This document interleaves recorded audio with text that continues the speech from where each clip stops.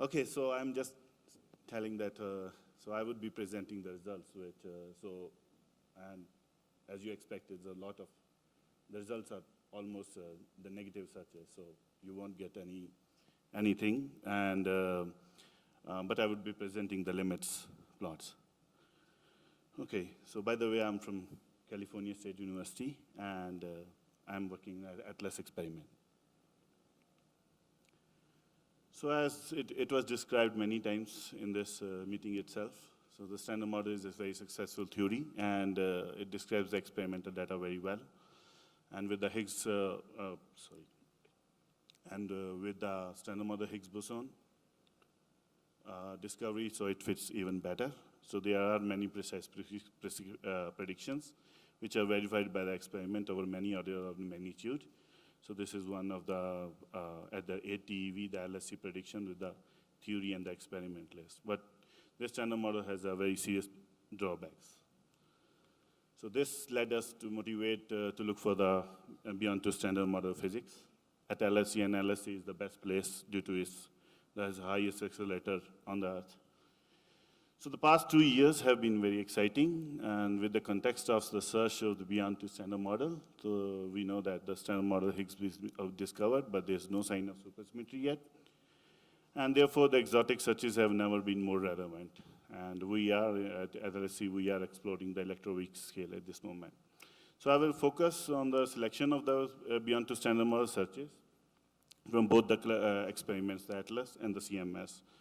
So since there are lots of the channels and the results, so I would be just focusing on the latest results based on the ATV data. So it's not possible for me to show all. So if you want to have a look, so you can click over this results. Just to give the heads up, so we have a very long list of models lying over there, and on the right-hand side, you can see a long list of the signatures. And one particular model has more than one signatures, and for experimentalists, it's a very complex two-dimensional problem. So one has to take this practical signal approach and go with the less model dependent. But it's very important to seek as many signatures as possible.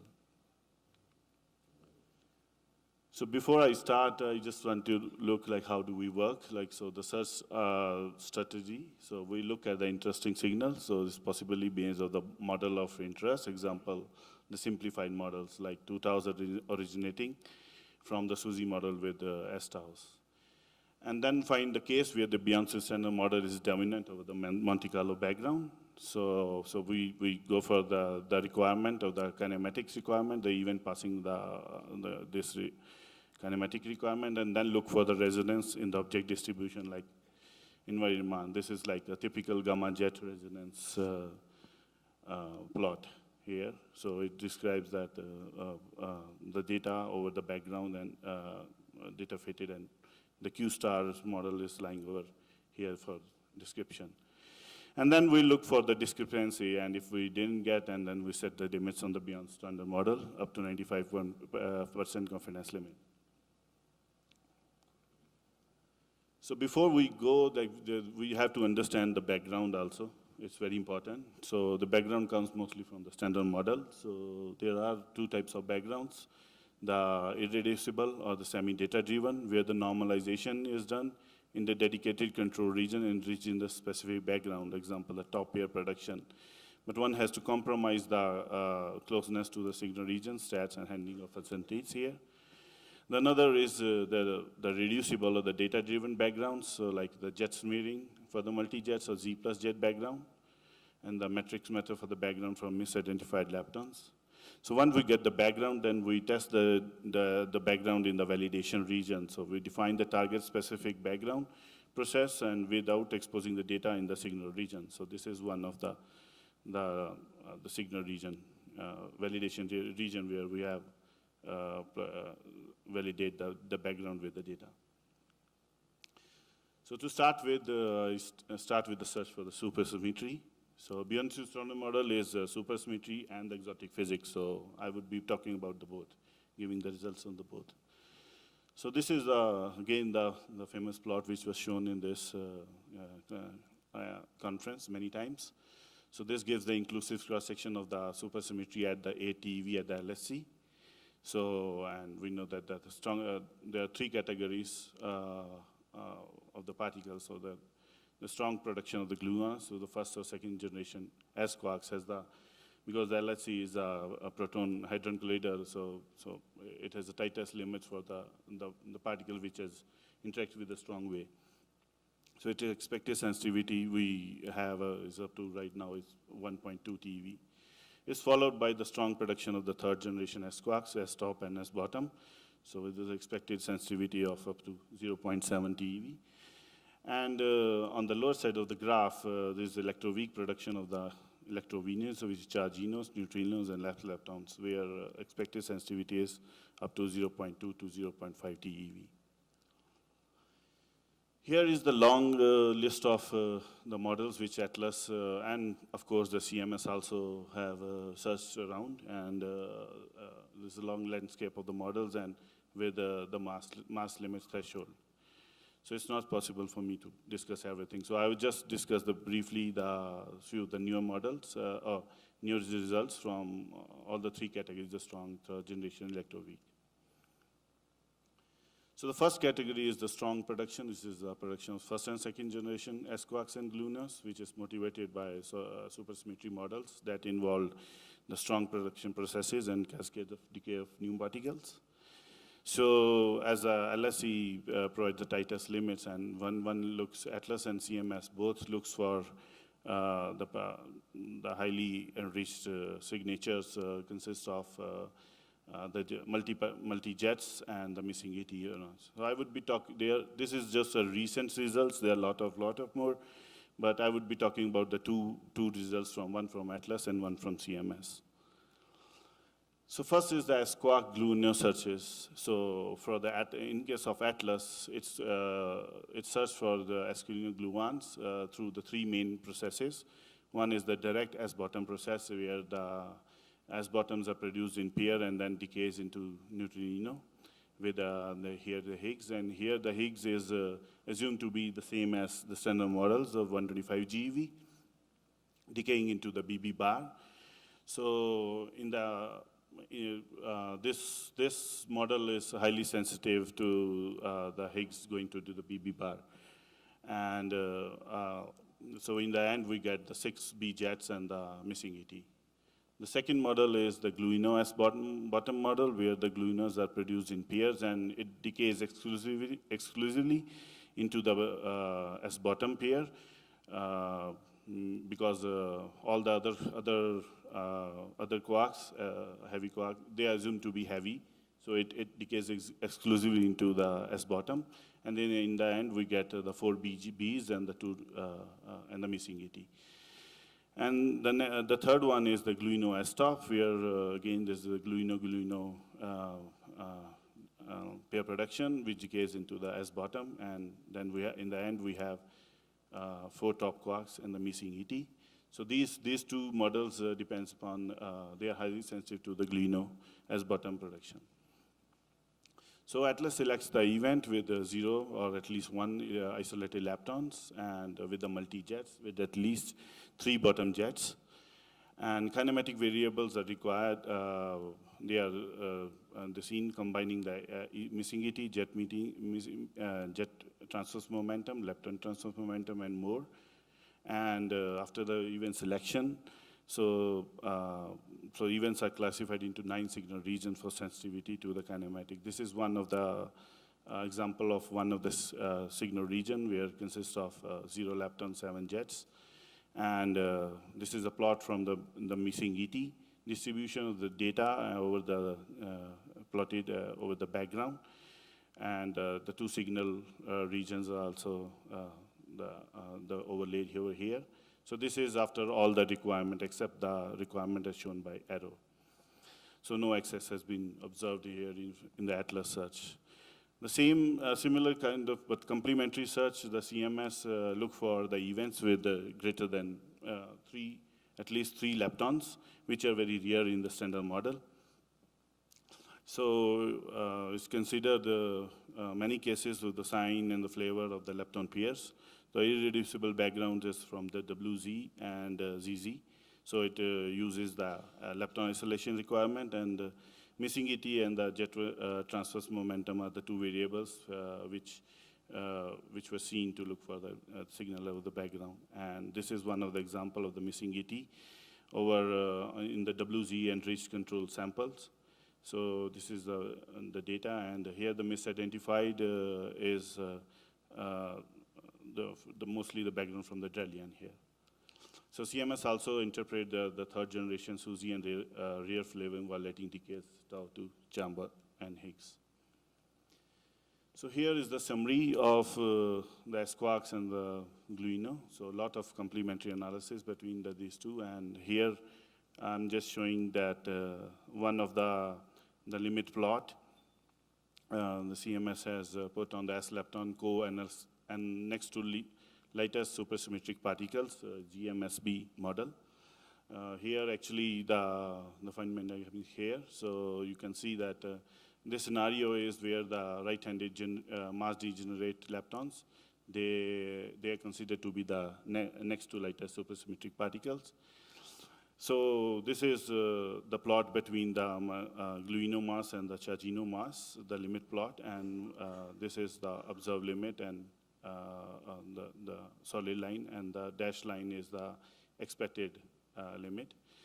And one can see that in case of the strong partner, super partner production, so this limit exponentially goes to the horizontal side, and for the weak super partner, it goes to the vertical side.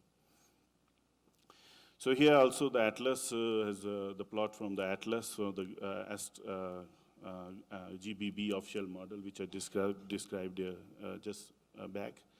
So here is the plot between the gluino and the LSP mass, and with the 0 lepton and 3 B jets channel. So the plot inside the contour. So this is the observed and the expected limit. So inside the contour is excluded now. So regarding the top two Cham-Higgs results, which is a flavor, as discussed, I think, many times here in this conference too. So this is the CMS results for where the proton is decaying into TT bar, and one top is decaying into bottom W, and the another one to the Cham-Higgs. So, and the Higgs is assumed to be like decays into, there are 3 cases, Higgs to WW, tau tau, and ZZ with this branching ratio. And the limits on the branching ratio is come out to be 1.28% over here. So another such is gluino production with the optional S-stops from both the collaboration. So the gluino can decay via virtual S-stop if the mass of the S-stop is greater than mass of the gluinos. So the final states are with the 4 top quarks and the 2 neutrinos, and lead to exclusion in the gluon neutrino mass plane. So this is the summary, the recent summary of the just from the CMS and the atlas. So both are similar to the things, only that one can see that the atlas has reached up to 1.4 TeV at this moment. And yeah, so the next is the third generation and the direct production of the S-top and S-bottoms, so which has produced, actually the S-top and S-bottom can be pair produced or via the gluino fusion. So they are extremely rich final states and include the leptons, multiple jets, and some of them are B jets and missing ET. So here the recent results from the atlas and the CMS look for various scenarios, and I would be presenting the two results over here. So this is third generation, the direct production of the S-stops. So, here the S-stops has been, this is the phase diagram for the S-stop mass with the LSP mass. So it depends upon the S-stop mass and the LSP mass. So there are few criteria one can consider about it. So the best is, the highest was like, if the difference between the mass of S-top and the LSP is greater than the mass of the tau, is very high, then the S-top is decaying on shell to tau and the neutrino. And if that, if it's not greater than the mass of S-top, mass of the top, but it is greater than the combined mass of the B's and the W's, so it decays, the stop decays off shell. And further, if you go down, if the stop is further light, then it decays into the B's and the two distinct fermions. And if the mass of the stop and the LSP neutrino is almost the same, then it decays into the charm and the neutrino. And further, it's not allowed kinematically. So this is, as described here, all the three scenarios. So one can say that it targets the Atlas search targets the two body decay and S-top decay, 3-body decay, and 4-body decay. So Atlas uses both the cut and count shape methods to search for the deviation from the standard model. And to enhance the sensitivity, so the various variable target the different kinematical regions, so the transverse momentum combination, soft leptons for low mass S-top, and compressed scenarios and R-jet. So this is one of the example, one of the kinematic variables, the missing ET, and the signal, and the data over the background. So here in case the most significant background is TT bar and the W's also. So nothing has been, so the data is exactly at the background, so no excess has been observed. On the other hand, the CMS actually it searches for the supersymmetry through the direct production of the S-stops with the Higgs and Z boson in the decay channels. So it targets actually the heavier S-stop. So it considers the events with 1 lepton, 2 lepton, or greater than 3 leptons, and the multiple jets out of which at least there are 1 or 3 B jets. So this is one of the scenario where B jet multiplicity of one of the case where the final states are 3 leptons and no Z here. So this is the data and the background, and so the main here the background is a non-prompt lepton. So we can get the 2 leptons and 2 prompt lepton and 1 from heavy quark or something misidentified as. So it can be like 3 leptons, non-prompt leptons. So CMS target the S-top 2 to the S-top 1 production. So and here is the plot showing the mass plane between S-top 2 and S-top 1. So, and we can see here the limit plot. So the highest sensitivity is, this is the green one. So the highest sensitivity is for the case where we have the 3 lepton and the no Z. But there are other scenarios, 1 lepton and 2 leptons. The blue one and the orange one, we can see that it has not a bad sensitivity, it's a good sensitivity here also. So all the 3 cases has been used, and one can see that the combination, if we combine all the 3 cases, so the sensitivity reduces to like 10 to 15%. It's not much. So the analysis is the split by the number of the leptons and the B jets, and again the many kinematic variables for the background suppression like missing ET, transverse momentum.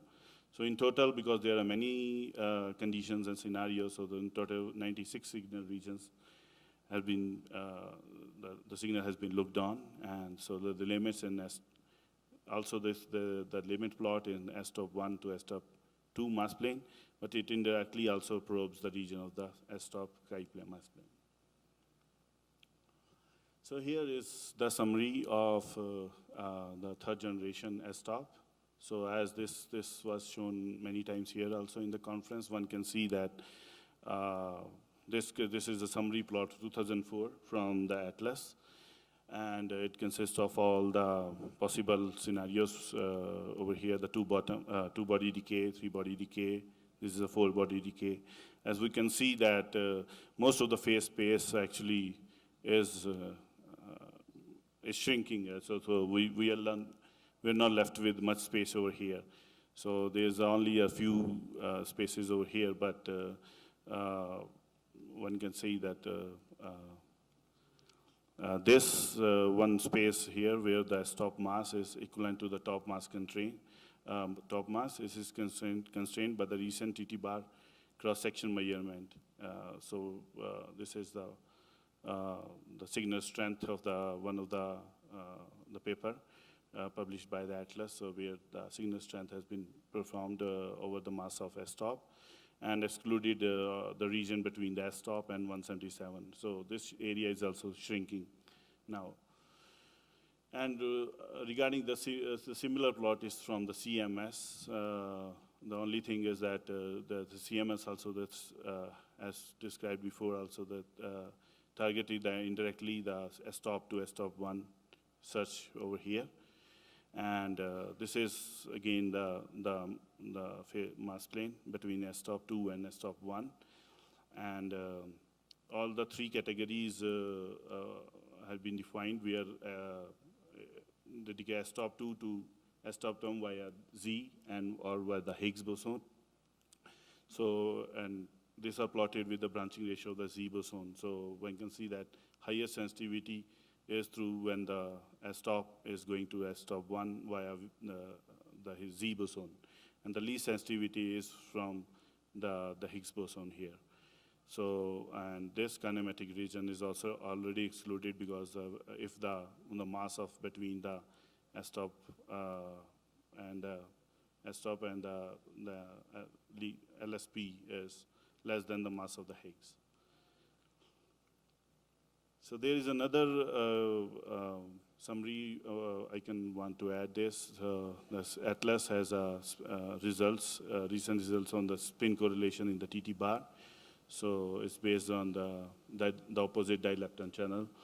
And so the delta phi between like the two leptons is used to exactly the correlation between T and T bar spin. So this was actually described in one of the parallel session. And I'm just giving the overview of that. So this is the limit plot of the mass of S-top and with the cross-section to the branching ratio. So one can exclude the mass of S-top between the mass of top and 181 GeV. So the third category is the electroweak production, which is a search for the neutrinos, charginos, and S leptons, and I will talk about a little bit about R parity correlation. So this electroweak production is a very smaller cross section. So, but we have a tighter limit for the S-quark, first generation S-quarks and gluinos. So this area has received a lot of attention now from the LSC.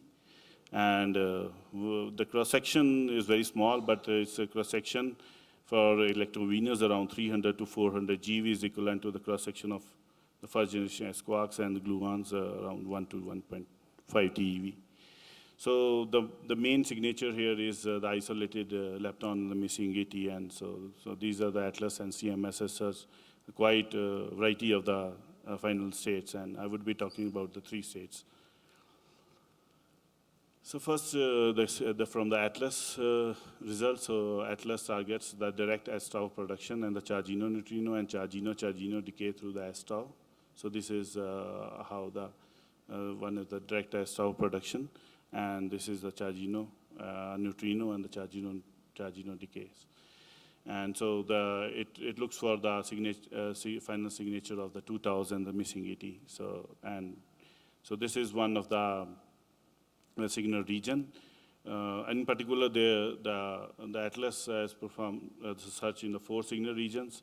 So the first 2 signal regions are targeting the direct S-tau production, and these 2 target the chargino neutrino and chargino. And this is one of the signal region which targets the chargino neutrino production. So where the mass of effective mass has been plotted of the signal in the background here, and with all the requirements except that the requirement which is shown in here, in the arrow here. So nothing excess has been found. So and the limit has been plotted on the mass of chargino and the mass of neutrino production. And the atlas has performed that on the simplified model. And so this is the observed and expected limit over here. And this region is excluded by the left here. So the limits on the chargino mass is 345 GeV with the chargino pair production. The CMS, on the other hand, it searches for the chargino neutrinos, just neutrinos, and has slapped on the signature with the leptons, WZ and the Higgs, as described over here. And so it targets 1 or 3 or 4 leptons in the missing ET.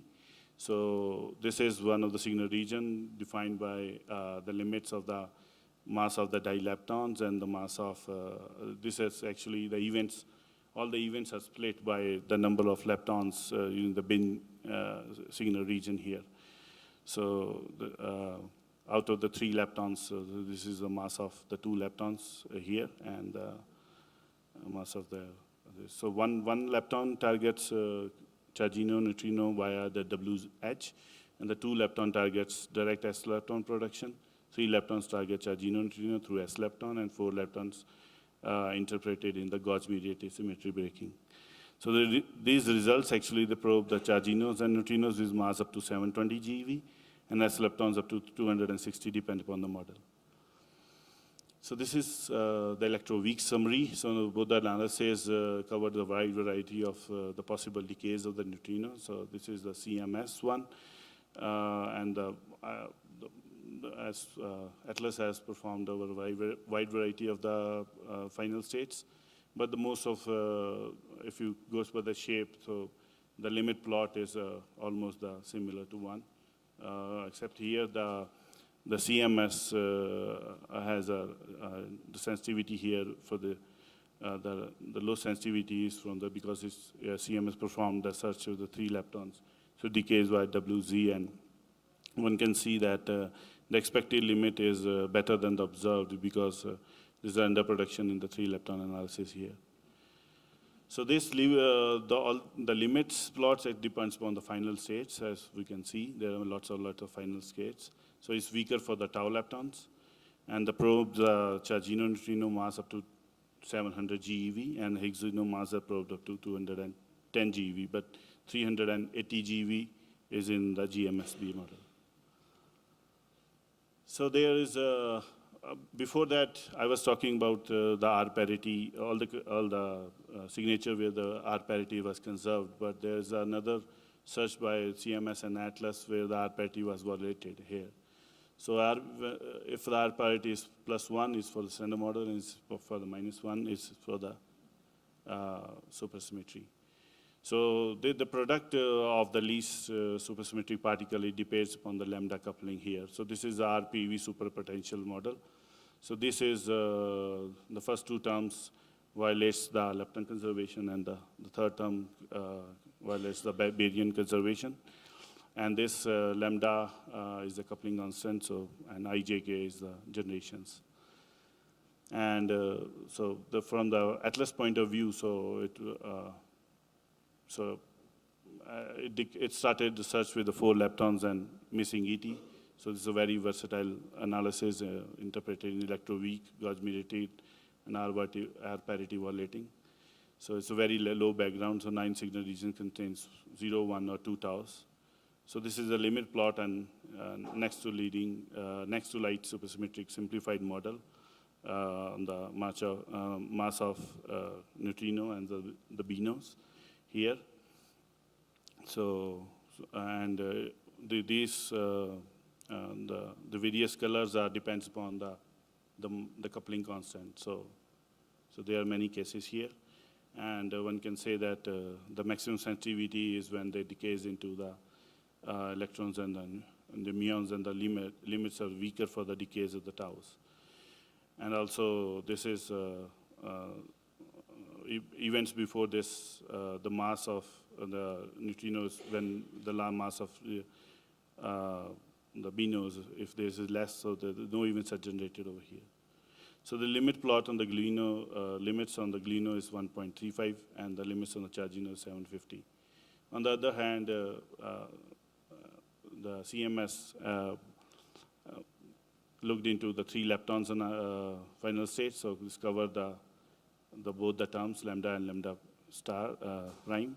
And there is 8 signal regions target the R parity violating stop decay, and some of the decays, including the B jets, are binned in ST. So because here in case of R parity violation, so the least supersymmetric, lighter supersymmetric is it decays and is no longer stable. So missing ET cannot be used here. So the ST variables is used here. So it is just a sum of the missing ET and the missing ET of the jets and the leptons. So this is the exclusion region from the CMS, the plot between the stop and the binars here. So the signal to the left is excluded here. So instead of the SUSY, in addition to SUSY, so there are many other exotic searches also. So I would be talking about some of the results from the exotics too. So the resonances, dark matter, vector like quarks or something. So the first is look for the heavy resonances, which is the dilepton channel here. So this is predicted by the heavy gauge bosons, the Z prime, W prime, which is grand unified theory, and RS extra dimensions here. The experimental challenge over here is that we have to understand the detector performance in the control region, and important also to discuss just the Monte Carlo simulation. In case of the dilepton, so Z prime to do E, so we just plot we take the two high PT leptons that are prompt and well isolated, and reconstruct the invariant mass here. So this is a plot from the Atlas and the CMS. The invariant mass of the dilepton, the signal, the data over the background. So the main background here is Drellian, and so this is the 2 signal models are overlaid here. And this is a bin-to-bin correlation between the data and the Monte Carlos here. So nothing excess has been found. And so this is one of the dielectron event observed in the Atlas experiment where the combined mass is 1.5 TeV. So both the collaboration has put a limit on the CMS and the Atlas. They put a limit on the Z prime, and which has the same coupling as the standard model Z, the spin 1, and RSKK graviton with the spin 2 here. So this is the newest results from the Atlas and the CMS of the mass of the limit plot from the mass of Z prime, and the signal and the cross-section to branching ratio. So Atlas has considered many Z prime models, like say SSM, and the other like is the chi and the neutrino. And there is one more, the excited boson also here. And the CMS, but there is care must be taken actually when if you interpret the CMS results with the Atlas, because CMS sets the results on the narrow Z prime, but the Atlas sets a limit on the Z prime with the width and the coupling of the Z prime here. So the coupling are just shown in the bracket here. So the next is to search for the heavy resonances in the dijet, where we take the 2 highest PT jets and construct the invariant mass and look for the new physics over here. So this is one, the plot between, this is Atlas and CMS, the reconstructed mass of the dijet, and it's overlaid over, the data is overlaid over the fitted background, which comes from the phenomenological fit of the data given by this function. So this function describes the multi-jet backgrounds quite well. So both, there has some differences between the 2 analyses, so that because Atlas used a combination of pre-scaled jet triggers, while the CMS used the HT and the MZJ combination at the high-level triggers here. And while the Atlas used the anti-KT algorithm for the jets with 0.6 radius, while the CMS used with the wider radius over here. So, and both experiments use the cut delta, like it's a rapidity difference between the two leading jets and the MJJ. So this is the dijet event, typical dijet event. One can see that the jets going into depositing energy in the calorimeter. So this is again nothing excessive been found. So the Atlas has put a very stringent limit on the excited quarks, and of many other models like W prime and W star and black holes. The CMS also have performed a variety of the search signals over here. So one can look at the sensitivity is increasing now quite a lot for this channel. So another search is the dark matter at LHC. So we, as discussed, the dark matter has no interactions beyond the gravity. So what if it couples to standard model particles very weakly? So it could be through the weak force. So if the dark matter is weakly interacting massive particles, so it could be produced at the LHC, and however the momentum is still conserved. So momentum imbalance is countered by missing ET. Large missing ET indicates the presence of the non-interacting particles. How do we detect at the LHC? So we detect something and plus missing ET, and this, because we need to trigger something, we can't calculate just a missing ET. So this something could be a quark or gluon, which is a jet, and then photon and the WZ radiated from the incoming quark. So this is the first search is from the monojet search, where something is from the quark. So we have a one jet and then put all the conditions so that there won't be more than one jet. And then we also veto the S lepton. The background is basically the Z plus jet and W plus jet here. And so this is the plot from the missing ET, so the data over the background, so nothing excessive has been found here. And the model considered here is the large extra dimension model by Arkani Ahmed. Here it is like consider that there is a number of extra dimensions which relates of the size R and which relates the fundamental Planck scale to the four-dimensional Planck scale according to this relation. And so this is the limit plot, depends upon the number of extra dimensions and the limit on the fundamental Planck scale here. It's compared the CMS with the Atlas and all the older experimented, and this is the table showing the limits according to the number of extra dimensions here. So this is a typical monojet event here, so one jet depositing energy here. So the next is you consider the high PT photon and the missing ET. So this is the newest results from the Atlas. And so this all the large extra dimension, dark matter, they predicted a monophoton with a missing ET. And the event selection is the missing ET greater than 150 highest here, as shown here. The missing ET should be greater than 150 GeV. So the plot is the data and again the backgrounds, and with all the conditions here. So nothing is being excess been found. So the limit plot has been performed here. So the expected upper limit on the fiducial cross section is 6.1 at 95% confidence level here. And they also put the limits on the place of parameters of theories of large extra dimension, WIMPs, dark matter, and supersymmetric particles. So I will discuss this again later here, but this is just to show that monophoton event here.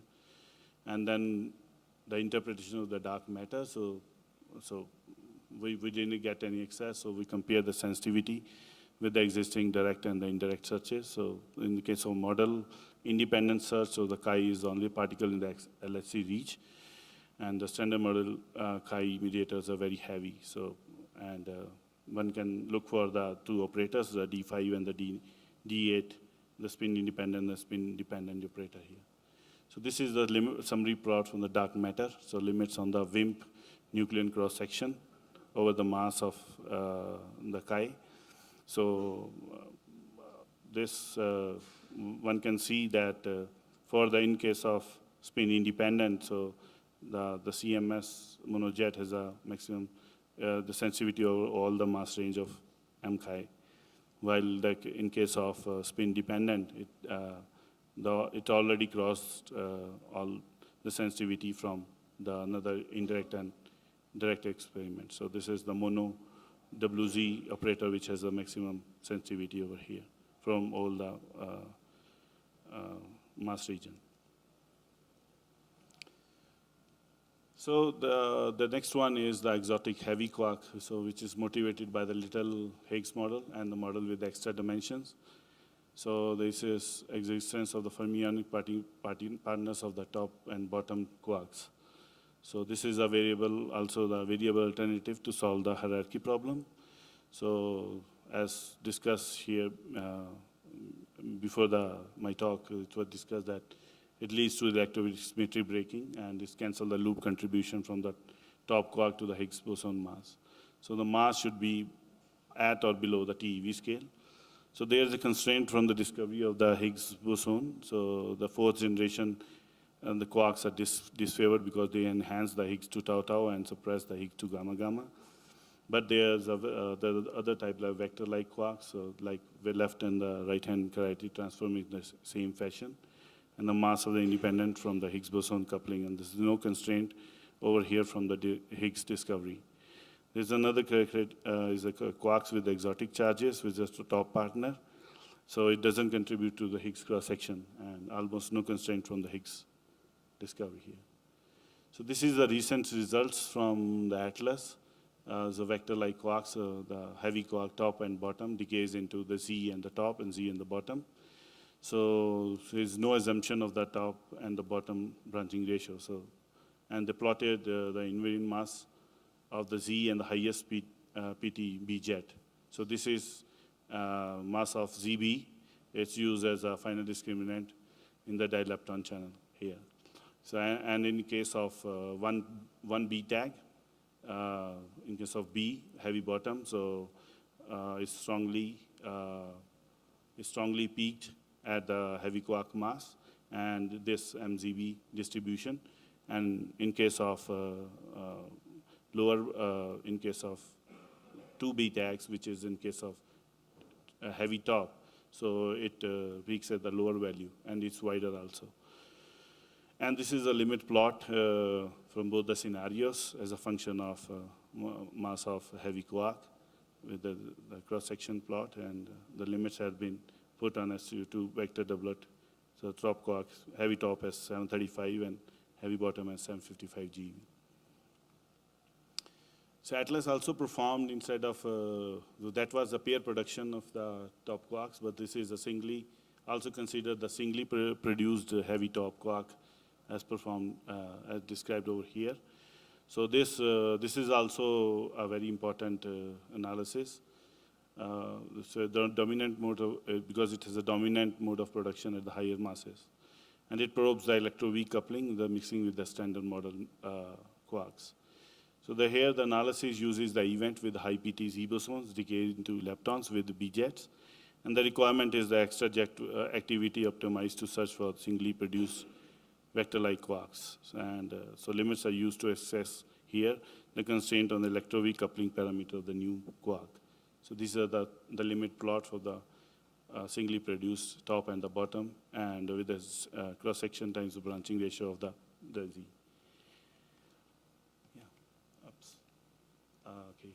So on the other hand, the CMS has performed the search on the top Higgs resonance here, where the heavy tops decays into top, and the Higgs decays into exclusively to BB bar. So because previously many searches has been performed with the Higgs to the lepton channel, but this is the first time analysis performed with this a purely hadronic final states here. So this is predicted by the various models like extra dimension composite Higgs area. So this is a very highly boosted topology. So when after getting the boost, all the particles, they are aligned to the same direction as the jet, and and it's very difficult to separate and to tag that. So they use the top and the Higgs tagging techniques over here.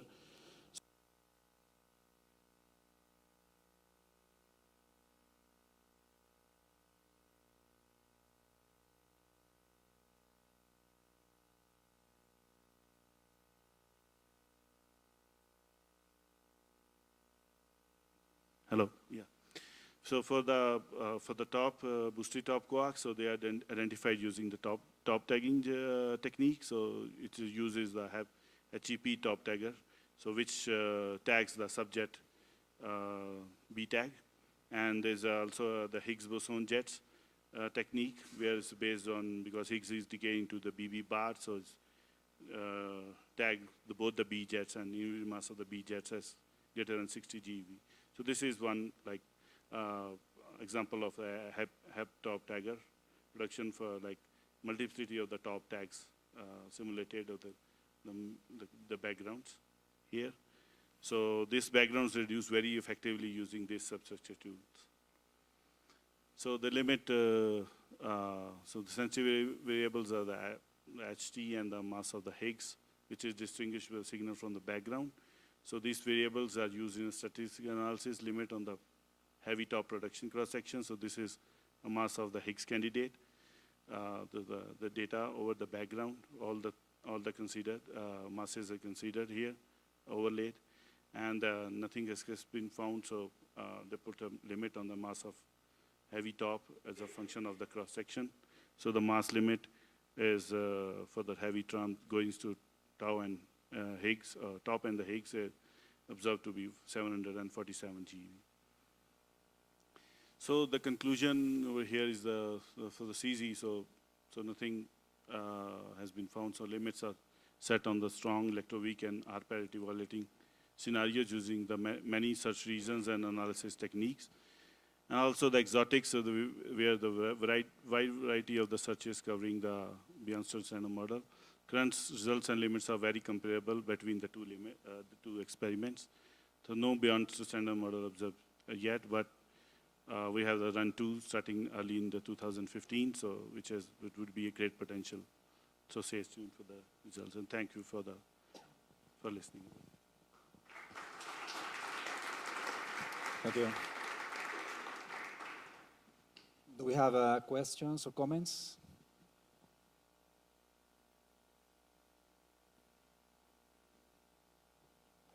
For the R parity violation searches, do you have more information on the variation of the sensitivity as a function of lifetime? Because depending on how it's violated, we may have different lifetimes predicted for the decays. One second.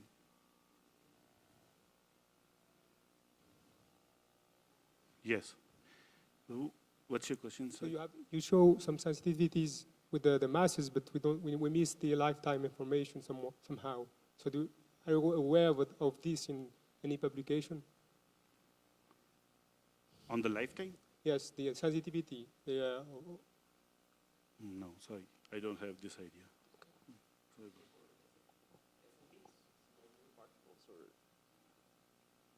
Because that information is always on the papers. Usually, if it's SMPs, it will, slowly move through the detector and it will escape the detector. It will not decay within the detector. Yeah, but if that's SMPs. Are you saying that experimental result, right? Yeah. So. Yeah, so it's depending on the model, but usually they will go through the detector and escape the detector eventually, but they will leave, of course, a signature of either high ionization or large energy deposition. The calorimeter, they will be out of trigger, so we have to take into consideration that, and you will find information of the different models for the different lifetimes considered within the paper. So. More questions? Okay, so if not, let's thank the speaker again. And we go for the coffee break, and we can be back at 11:10.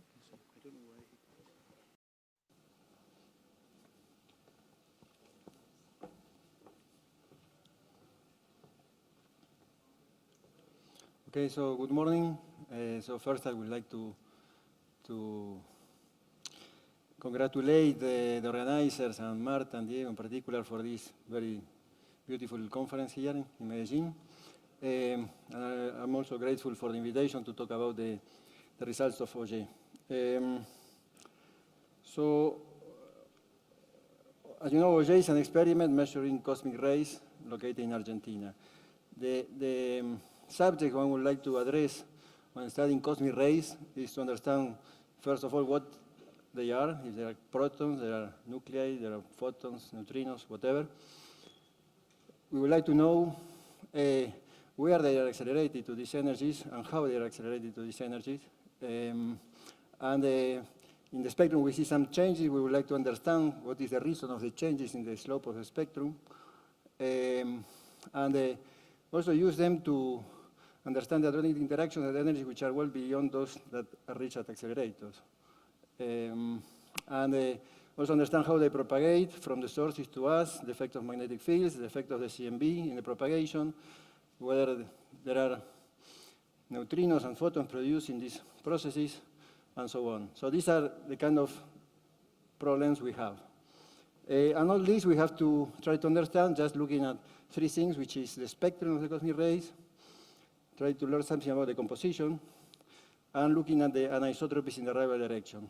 So we measure where it comes from, what energy it has, and from this we have to understand all these questions. So as you know, the cosmic ray spectrum is essentially a power law with almost no features in it. It changes 30 orders of magnitude from GeV to 10 to the 20 electron volts. So here you have large fluxes. You can put a detector in a balloon or in a satellite and measure in detail the individual cosmic rays before they interact in the atmosphere. When you get to higher energies, the fluxes are too low for that. But at the same time, the cosmic rays are so energetic that they produce showers in the atmosphere that reach the ground. And so you can sample the shower on the ground with an array of detectors and reconstruct the arrival direction and the energy of the cosmic ray. To see this feature in the spectrum, it's better to multiply this by e to the 2.5, and then this becomes flatter, and then you start to see some structure. This is called the knee at 3 × 10⁻⁵ electron volt, where the spectrum steepens. Then there is a second steepening, which is called the second knee. And then there is the ankle at 5 × 10⁻18 electron volt, and then eventually a suppression at the highest energies. And so this is the anatomic equivalent of that gave name to the different features. And it is, well, at low energies, we believe that cosmic rays come from the galaxy, mostly from supernova explosions, things like that. And at the highest energy, we believe they are extragalactic. And somewhere between 10 to the 17 and 10 to the 18, or a few times to the 18, there should be a transition between galactic and extragalactic. And this is also something we want to understand where it happens. And in my talk, I will be focusing on this highest energy part, which is where OJ is taking data. This is the OJ experiment. It is located in Mendoza, in the west of Argentina. It covers 3,000 square kilometers, because here the fluxes are just a few particles per square kilometer per century. So if you want to see few in your lifetime, you have to make a huge array. And besides the detector here, separated by 1.5 kilometers, there are also telescopes in 4 sides. This is a picture of a shower. The action in the atmosphere high, many particles produced, they excite the air, the atmosphere, the nitrogen emits UV, and you can see during the night, if there is no moon, you can see those emissions from the telescopes. And otherwise, during the 24 hours a day, you can record the particles on the ground. When the charged particles, electrons, muons, and also gammas that convert into electrons in the water, produce Cherenkov radiation in the water inside the tanks. And so this is a big collaboration. There are like 500 scientists, 18 countries. Just last week, Colombia also was invited to join. Here is some more detail on the detectors. So these are detectors like that, 1.2 meter high, 3 meters in diameter, with water and phototubes that detect this Cherenkov emission. These are the telescopes with cameras with many hundreds of phototubes there. And there are 6 in each bay looking 30 degrees, so that you cover 180 degrees in each location, and you see the showers happening over the array. There are also 3 smaller telescopes in this site looking up, and this is for low energy showers. This is called heat. There are also a region here with more dense arrays separated by 750 meters, and this is to look for lower energy showers, so that don't span so much area on the ground.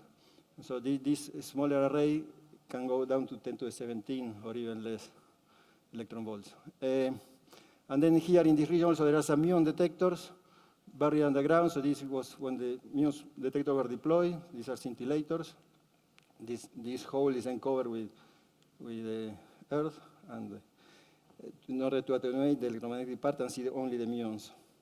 And then there are also radio antennas in this region here to understand the emission of radio by the air showers, and there are also microwave detectors to understand the emission of microwave from the showers. And these are the countries that are there. So this is an interesting experiment to discuss here because it's an international experiment in the frontier of the field and includes several Latin American countries like Argentina, Brazil, and Mexico, and now Colombia. So this is how a shower is detected on the surface. Each of these points is a detector, and the size is proportional to the signal deposited on the tank. And so near the core, you have large signals, and these are the signals you measure in each of the phototubes. So near the core, you have these huge signals, and when you go far away, you have only a few peaks, which are individual muons that arrive. But here you have a strong electromagnetic component and also some muons. From the timing of the signals, you reconstruct the direction, and then from the size of the signals, you reconstruct what is called the lateral distribution function. Once you find the core of the shower, you see how the signal decreases with radius, and you fit this, and the value at 1 kilometer gives you an estimator of the energy of the shower. This is an example of a hybrid event detected during the night when you see the fluorescent light emitted. So this is the camera in the telescopes, and you see how the shower goes through the telescopes. You can reconstruct the amount of energy deposited in each phototube. Knowing the atmosphere, you reconstruct how much energy was emitted by the shower. And so you have what is called a longitudinal distribution in the air. So how much energy was deposited in the air as a function of the density, column density traverse in grams. So this has this shape. You can fit it. You can find the maximum position, which is very interesting for a reason I will discuss later. And the integral of this essentially gives you a calorimetric measurement of the energy. So you can have showers measured on the ground where you reconstruct this value of the signal at 1 kilometer. You measure the energy, and then you make a calibration curve that allows you to know for a given signal what is the energy. And then you do this calibration for all the showers that you detect during the day also when there is no fluorescence. So the fluorescence is useful for calibration, and then this information, the position of the maximum, is very important to know the composition of the primary particle.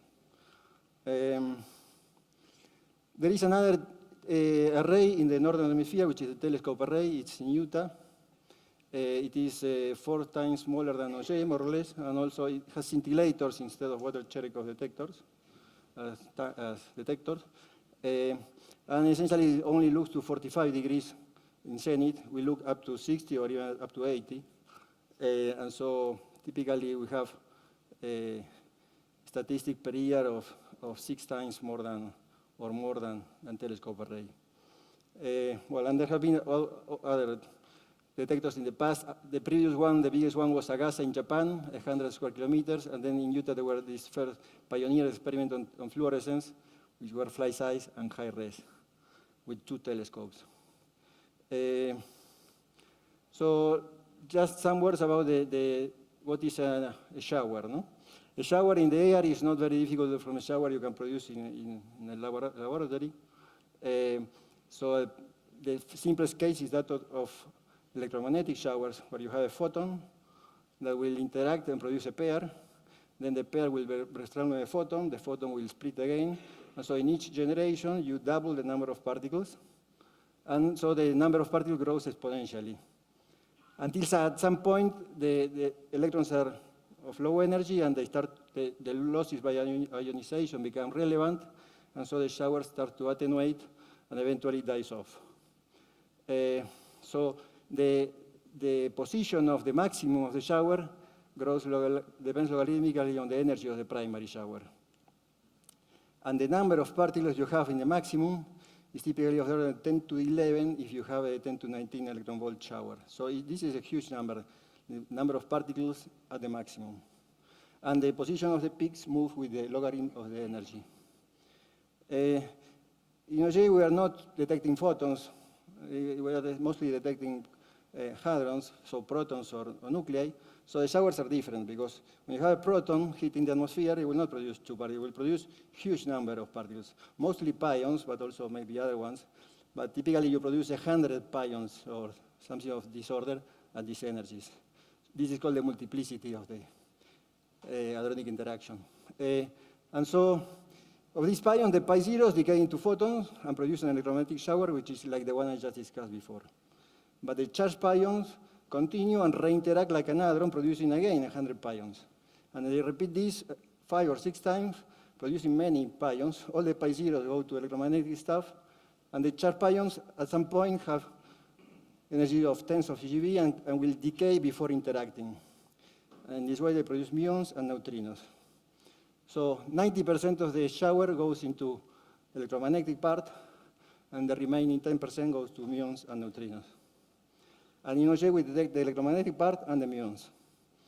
And in this case, the position of the maximum depends, if you want, on the depth of the first interaction. We can fluctuate.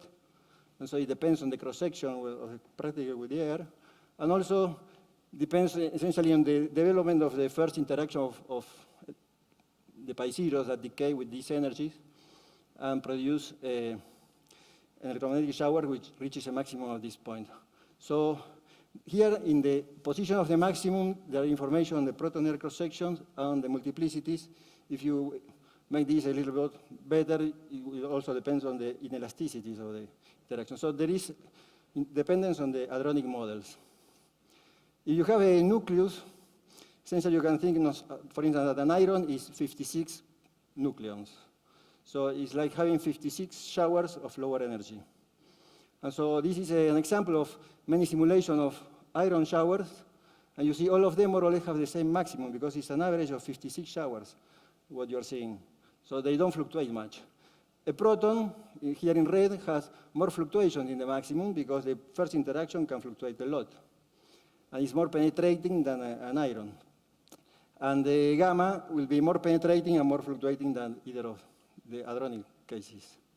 And so we use these properties to try to understand if when we see a shower, if it, depending on, we know the energy, and depending on the location of the maximum, it will be light or it will be heavy. Depending on the fluctuation of the maximum, it will be light or will be heavy.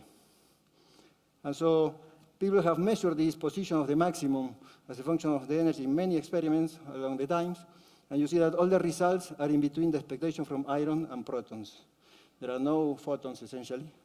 And you see that below the knee here, things are more or less light, but then they become heavy as you go to 10 to the 17. Here they become light again, and this is the region explored by OJ. And the result of OJ is this one, that at 10 to the 18 electron volt things look light, but when you go to higher energies, they become heavier. Also, you see this not only in the value of X max, but also in the fluctuations. Here, fluctuations are compatible with the fluctuation in protons, but then they become smaller because things are heavier. This is the results of the different experiments. OJ, I just mentioned this, high-res and TA. Also, in each bin, you have the number of events you have in these bins. So in OJ, you have 3,000, 2,000, you have huge numbers. Here, you have 200, 100, 8. And here for TA, you have 20, 60. So we have much more statistics than the others. These two experiments have obtained these results. They state that they are consistent with protons. But if you look at this, it's also consistent with what we observe. So really we will need more statistics from this experiment in order to contradict our experiment. And this is another analysis, recent analysis from this year that show a fit to the distribution of the values of Xmax as a function of the energy, assuming that there are 4 components like proton, helium, nitrogen, and iron. If you try to fit the observations, what you conclude is that, well, essentially there is no iron at all up to these energies of 3 × 10^19, and that here you have a significant amount of protons, maybe 80% is proton, and then when you reach 5 × 10^18, the protons start to become less in fraction, but then you start to have helium, and then you have also nitrogen coming out here. So things become heavier. It's not that they become everything iron, but they become heavier in this way. Apparently, there seems to be a dependency on the rigidity of the particles, so the energy divided by the charge, so that protons disappear, but then you have helium disappearing, and then nitrogen coming out. And this is a compilation of results at different energies from many different experiments. So at low energies, I told you, you put a good detector in a balloon, like in this case, and you measure each individual isotope mass in detail, and you can measure the spectrum of each component individually. Then at these energies, the cascade experiment in Karlsruhe has measured, in this case, assuming 5 different components, and when they see that at the knee, what happens in the knee is that the protons are suppressed. And then the helium gets suppressed, and then everything what remains is iron. So the knee is like the steepening of the proton component, and then the different charges, essentially, are suppressed at higher energy proportional to the charge. And this is what explains the change in the spectrum in the knee. Then the Cascade Grande, which is a bigger version of Cascade, going to higher energies up to 10^18 electron volt, has separated into light and heavy components. And what they see that the heavy component has a knee on the location of the second knee at 10^17, while the light component was going down, but then at some point recovers. And this is why the protons seems to dominate again at 10^18 electron volt. And in OJ, we have seen this trend to heavier composition as the energy increases.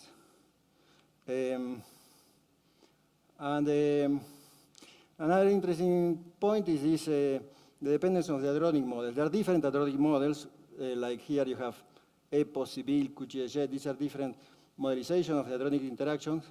And depending on the modelization, you find that different prediction for the Xmax of the protons. And this was before LHC. In LHC, there were several measurements that tested these hadronic models. This is an example where you have the multiplicities of multiparticle production as a function of the pseudo rapidity. And you see that, well, this is a central region perpendicular to the beam, and these are the forward and backward regions in the beam.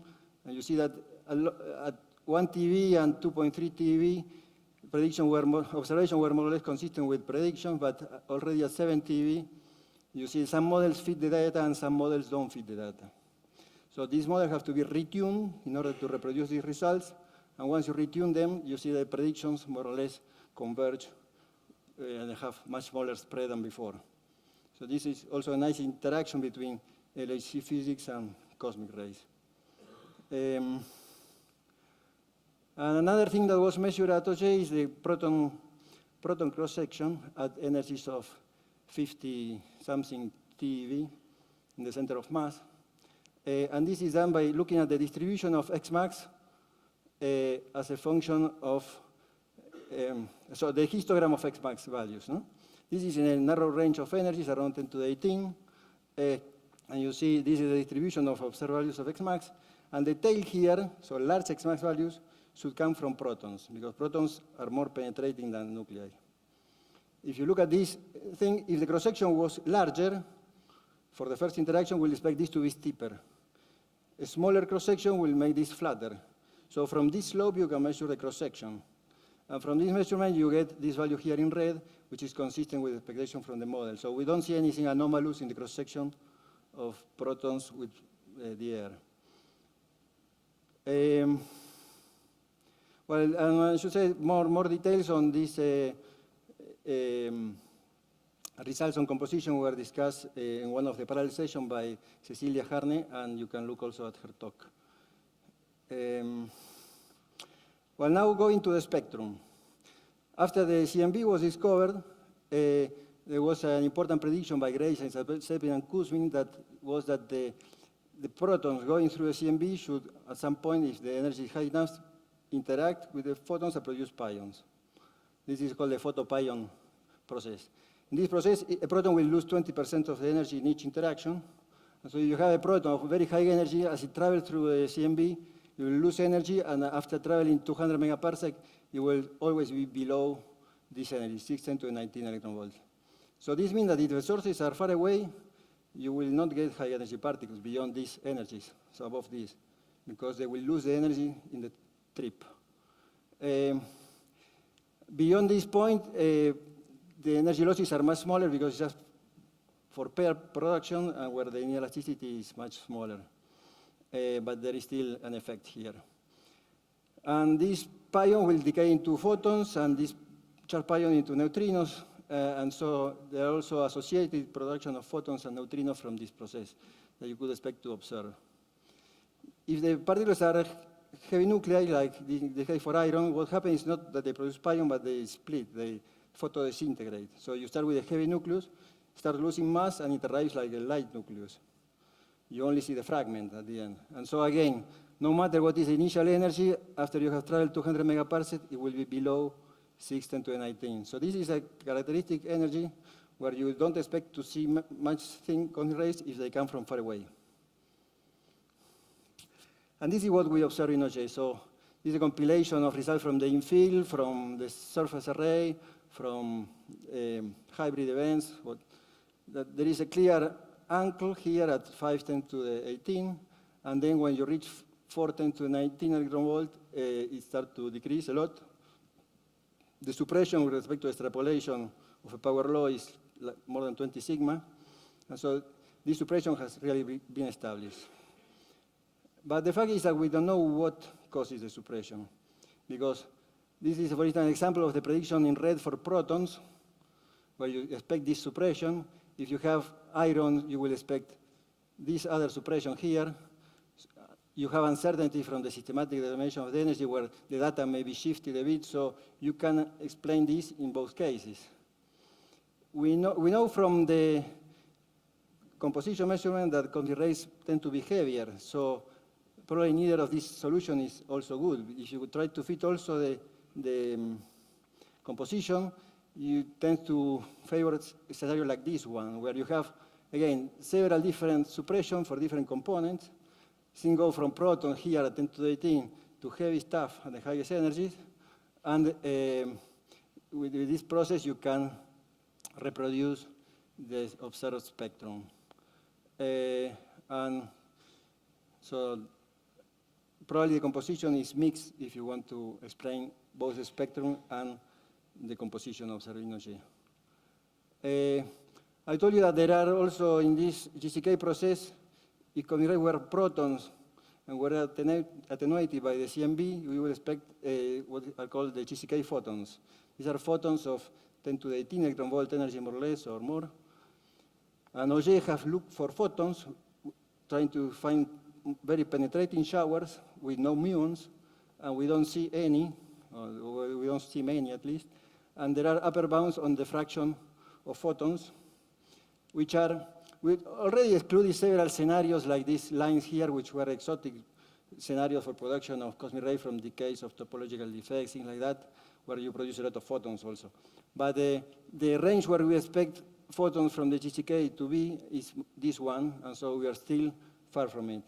But in 20 years, we will get to this region. The other thing we look for are these neutrinos, these cosmogenic neutrinos coming from charged pion decay produced by protons interacting with the CMB. The way we look for neutrinos is, a neutrino can interact anywhere in the atmosphere, while protons interact high in the atmosphere. So if you look for a very inclined shower, all the hadronic stuff will interact far away, 100 kilometers away. all the electromagnetic part will be absorbed, and you will only see some muons. So we expect to see only a muonic signal, very sharp in time. While if you have a neutrino coming from the horizon, it can interact nearby and produce a shower which has an electromagnetic component. So if we find a shower coming from the horizon with electromagnetic component, it will be a neutrino. So we look for those. And actually, the best way to look for neutrinos is to look below the horizon. And if you have a tau neutrino, it can interact producing a tau. The tau can travel tens of kilometers in the rock before coming out. And if it decays just above the detector, you see a young shower coming from the ground. And so this is the most efficient way to look for neutrinos. And the result is we have 0 neutrinos, no candidates, and we can put this bound in the flux of neutrinos, which is still a factor of a few above the predictions of cosmogenic neutrinos. But since we have no events, we don't have background, and this bound will go down linearly with the exposure we gather. So now we'd like to talk about anisotropies. And in particular, we'll mention 2 papers that appeared this week with the new results on large-scale anisotropies and in small-scale anisotropies. So this is the first time they are presented in a conference. I am happy that this happens in the Silafae. First, for large-scale anisotropies, the easiest way you can do and what cosmic ray experiments do is to look just for the modulation in right ascension. So you have right ascension and declination. The Earth is turning around, so if you don't care about the declination, you just measure the modulation in right ascension, and you are scanning the sky every day. You can make some kind of Fourier coefficients of this modulation in right ascension.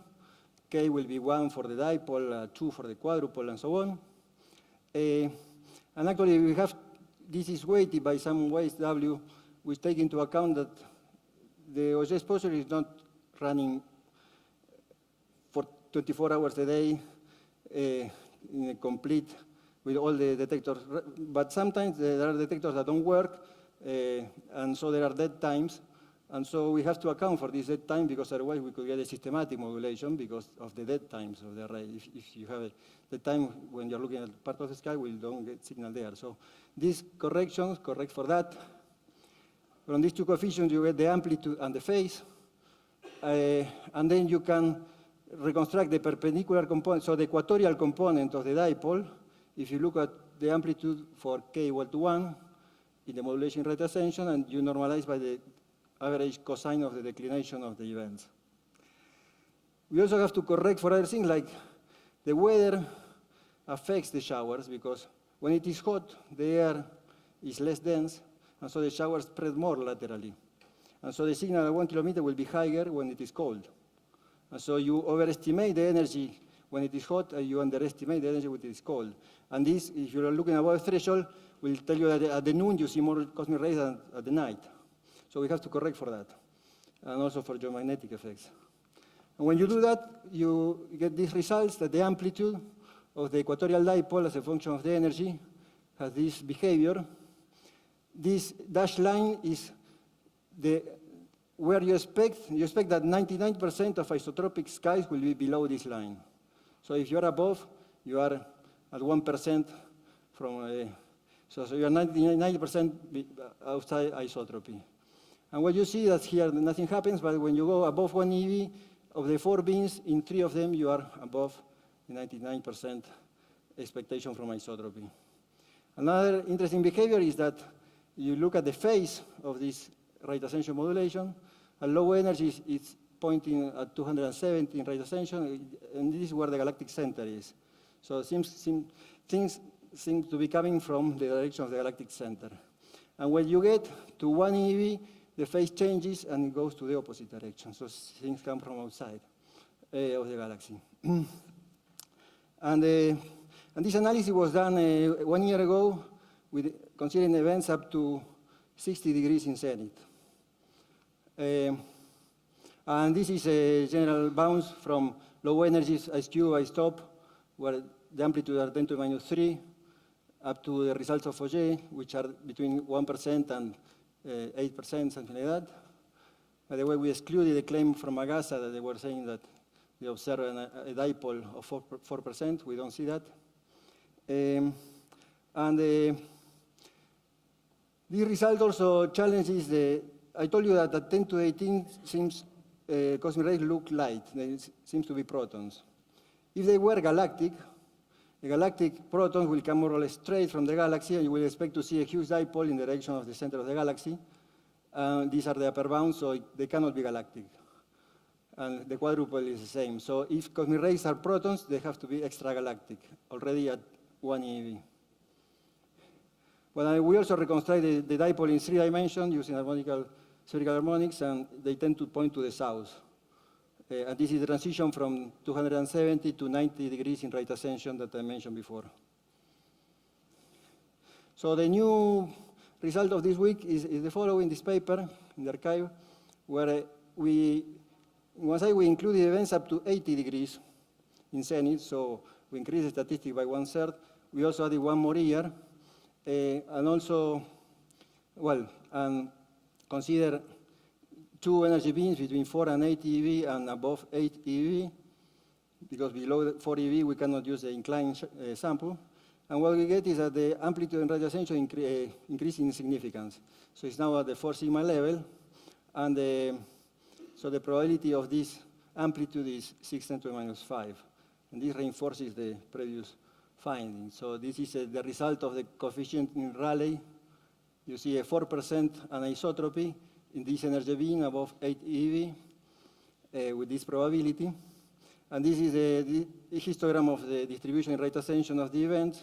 You see they are well fitted with the dipole, and even better if you include a quadrupole. And this is the map of the events between 4 and 8 eV. You see they come from everywhere, very isotropic. And when you go above 8 eV, there seems to be a dipole pointing to this direction with a 4% amplitude. And this could be due to either to that there are nearby sources in this direction and cosmic rays are diffusing from them, or that there are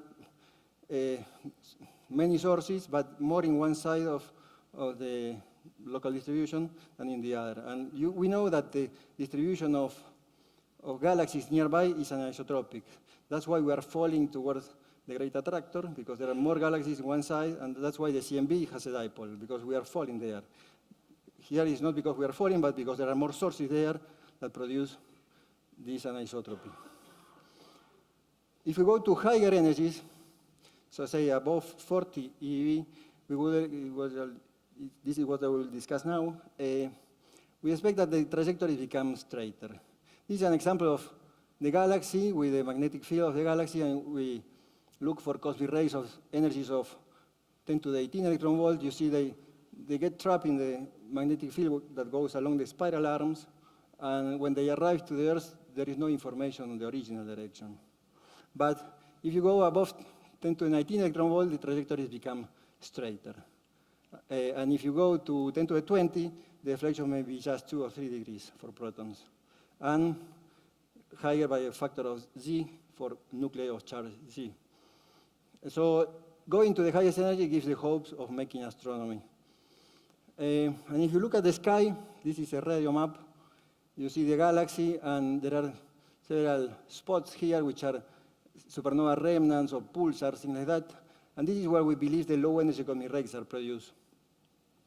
But you also see some objects like this one. This is a nearby galaxy which is active, Centaurus A, has 2 colliding galaxies, a huge black hole, 10 to the 9 solar masses, and jets that you can see them by eye if you are able to look in radio.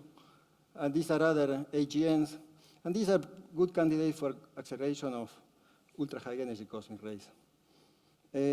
So several years ago, in 2007, when we had already 27 events above 55 eV, we did an analysis trying to look for correlation between the arrival directions and the position of the active galaxies. We used this catalog VCV, and we found, first with 1.5 years of data, or 2 years of data, that most of the cosmic rays were coming within 3 degrees of one of these galaxies, up to 75 megaparsec distance. And so we decided to look for this particular energy threshold, angular distance, and sample of galaxies. And in the next 1.5 years, we got 13 events, and 8 of them that were correlating. And we expected only less than 3 to be correlated by chance. And so we found this correlation between events, which are here in this circle of 3 degrees, and galaxies, active galaxies, that was large at the level of 20 out of 27 means 60% or more correlation. And the expectation of entropy was 21%. If we take all the data we have up to now, up to March of this year, the level of correlation is 28%. So we got, out of 146 events, only 41 correlation within these parameters. So this correlation has decreased a lot. It's essentially a 2 sigma from isotropy, and so it's part of the history of Auger. These are the events we have now, above an energy of 52 eV, and going up to zenith angle of 80 degrees. So you see here, before we were only considering 60 degrees, so this was the border of our field of view, and now we went into this region because we included up to 80 degrees. So we see 85% of the sky. And so these are the highest energy events, big circles, and in white you have those from 60 and 80 degrees, which are new in this analysis. And you see that they more or less cover everywhere. All the holes we had here were filled now by events. So what do we see in this data set? This is what I want to discuss. The first thing we did was, well, in all this analysis I will discuss, we are scanning on energy threshold from 40 eV up to 80 eV. So going from 600 events to 22 events, because we don't know at what energy the anisotropy will become more significant. And we also scan from circles of 1 degree up to 30 degrees, because 1 degree is the angular resolution we have more or less, and 30 degrees is the deflection we could expect if the cosmic rays are heavy. So making a scanning all the sky to see in a circle of a given radius where we find the highest anisotropy, we are led with this circle here, which is a 12-degree circle when we consider events above this energy. In this circle, we expected 3 events, 0.2, and we see 14. And for indication, this is the supergalactic plane, which is a plane where there are many galaxies, many clusters of galaxies nearby. And this is Centaurus A, this active galaxy I mentioned before. And we also have some excess here, but if you were to perform the same scan with isotropic simulation, in 69% of the cases, you will find something more significant than this. So this is interesting, but it is not significant. The other thing we can do is to look for the autocorrelation of the events. So you take events and you look at the given angular scale how many pairs of events you have. So if you have several sources producing events on the similar angular scale, you will count all of them and be able to see a signal. The thing is that in this count, the most significant thing we see is here at 1.5 degrees, above 42 eV. In this case, we observed 41 events and we expected 30, nothing really significant. If you were to make a similar scan with isotropic data, in 70% of the cases, you will find something more significant. So there is no significant autocorrelation also of the events.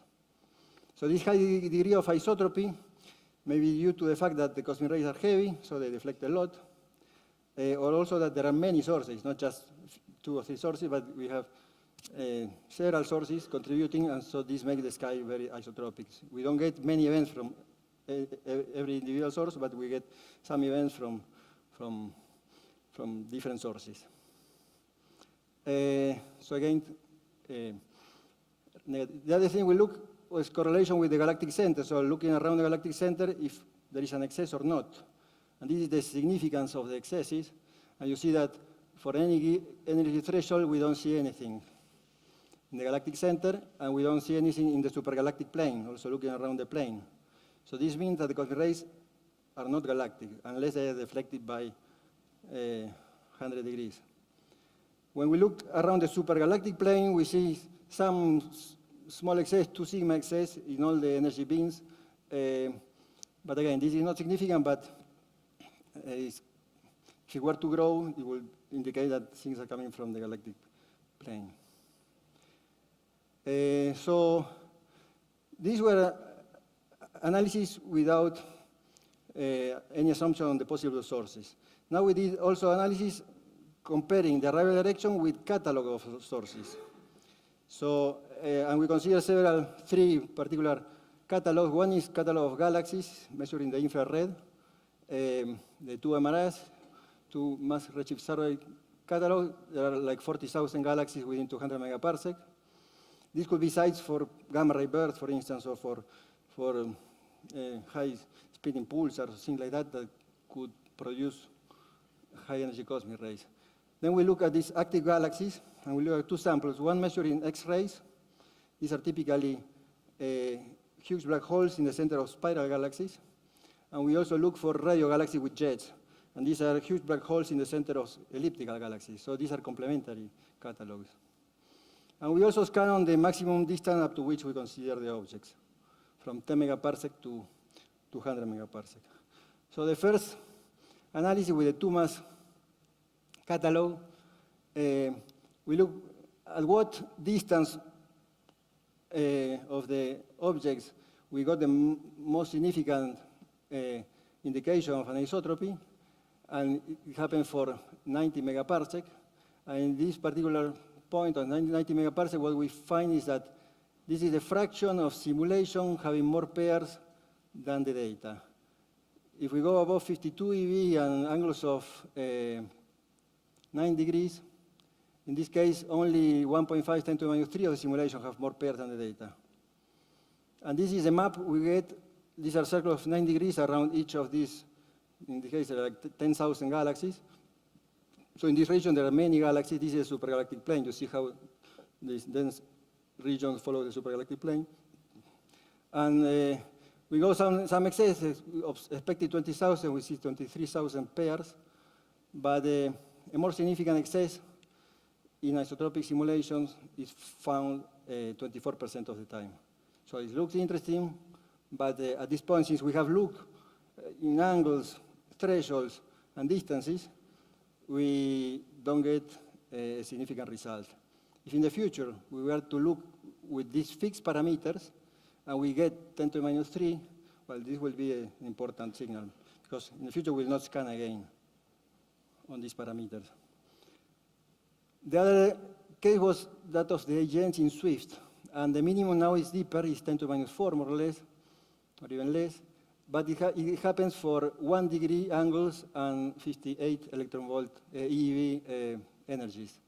So these are the circles around the Swift AGNs within 80 megaparsec.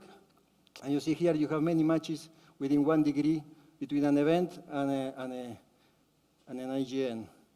We expected 1.6 by chance, and we see 9. But again, 6% of the time you will find more significant clustering in isotropic simulations. So this is the significance of this search. But again, in a future scan with fixed parameter, we could get to 16 to minus 5. And for the radio galaxies, we again find for the same distance of 90 megaparsec, a minimum. Now it's happened for almost 5 degrees and 72 EeV. And again, there are some matches here with the radio galaxies, but there are also many events which have no matches.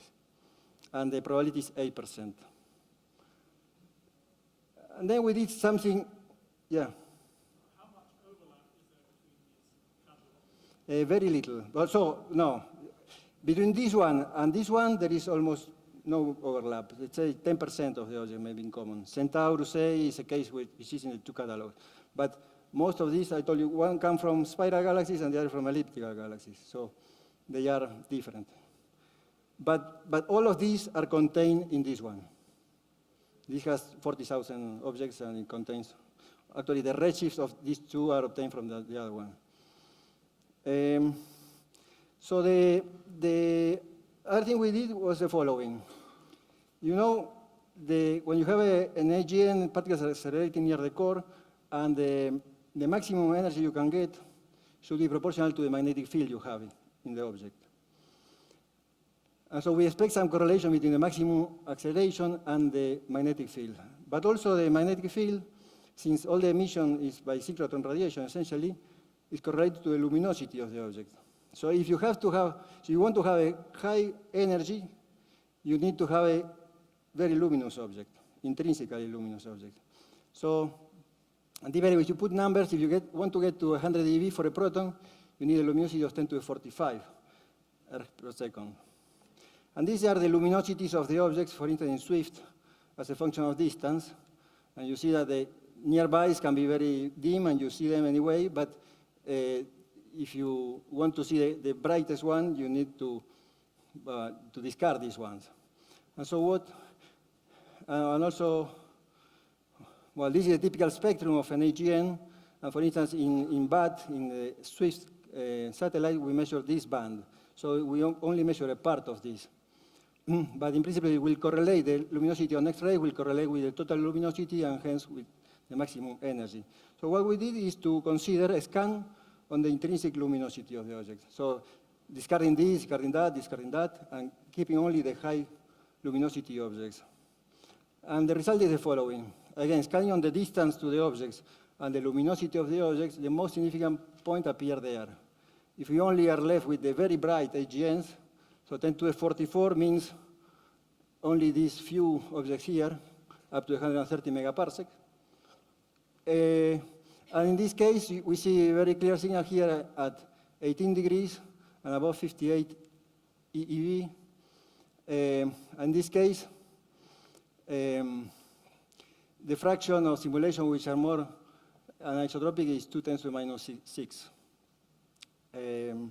And the map is the following one. We have only 10 AGNs. Actually, many are outside the field of view of Auger. And here we have 5 AGNs, these 5 here, where there is an excess of events with respect to the isotopic expectation. Actually, in these circles, we expect to see 32 events, and we see 62. So this is somehow interesting. If you penalize by all the scans in luminosity, distance, energy, and angle, this has a probability of 1.3%. And if you want to look, these objects here are some bright Seyfert galaxies nearby, some colliding galaxies like these two. This is one which is both Seyfert and radio galaxy. So this is one that will be in the two catalogs. Then we did the same analysis for the radio galaxies, and we find a new minimum for 12 degrees deflections and 58 eV. So always the threshold is always 58 eV in this analysis. And here it happened because there are a lot of radio galaxies nearby in the region around Centaurus A, and they contribute a lot to the pairs, and also these few ones. But when you penalize for everything, this has only 11% probability. So finally, the other analysis we did was to focus on Centaurus A. Centaurus A was an interesting candidate from the beginning, so it's interesting to look around Centaurus A, what is the angle within which, and the energy within which you have more significant signals. And the result is this one. If we look above this energy and 15 degrees, we expect 4.5 events, and we have 14 events. And so this is the circle, and you see there are many pairs here. Actually, most of the pairs at small angular scale are within this circle here. You see, well, here you have some, but essentially here you have no pairs outside, and here you have many. And the probability of this to happen by chance in anisotropy is 1.4%. So in conclusion, we have established that the suppression at 20 sigmas above 40 eV, but we still don't know if it is due to proton GCK, iron GCK, or a mixture of mixed composition with a maximum energy at the sources. We have measured very well the hardening at the ankle at 4 eV. We still don't know if this is the transition from a galactic component to an extragalactic component, or if it is something else, and the transition is at lower energies. We have found this light composition at EV, which challenges models in which the particles at this energy are galactic, because if they are protons, they should produce an anisotropy, which we don't see. The composition becomes heavier above the ankle, and probably this is due to some rigidity dependence of the cutoff. So protons are suppressed first than the heavier particles. There is a nice connection to LHC results, as I mentioned. We don't know if there is a fraction of protons at the highest energy. Not all protons should have the same maximum energy. Maybe some sources can produce protons of higher energy, and we will find some fraction of protons. It's something we want to determine, how many protons we have the highest energies. And also, it will be interesting to know if there are protons, because if there are no protons, there will be no neutrinos and no photons from the GCK, because irons don't produce neutrinos. We have some hints of large-scale anisotropies above 8 eV, this dipole I mentioned, with 4 sigma level. And the ultra-high sky looks very isotropic in the autocorrelation, in general, in the searches, but there are some hints of correlation if you take Sene or if you take these bright swift AGNs. And so we need to keep monitoring these excesses that we have now identified, and we will look with more data in the future. So the future is that Auger is more or less in the middle of its life. We run for 10 years, we'll run for 10 more years. There is a proposal to make an upgrade. So above each, on top of each detector, we want to put scintillators, 4 square meter scintillators, and this will allow to measure the electromagnetic component in the scintillator and the sum of electromagnetic and muons in the tank. And so with this, you can have better information on the composition of each event, because you know how many muons it produces, and iron produces more muons than protons. And it will also be helpful to study many other properties of the showers. So many thanks.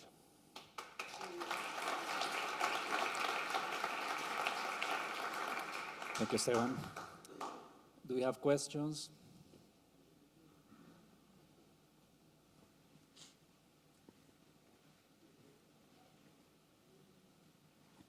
Esteban, is there any information in the arrival time of the showers? Or? Yeah, we know the second of each one. But we have not published any results on the distribution of the arrival direction, arrival times. But I don't think there is any surprise there. But we have not published any result on that.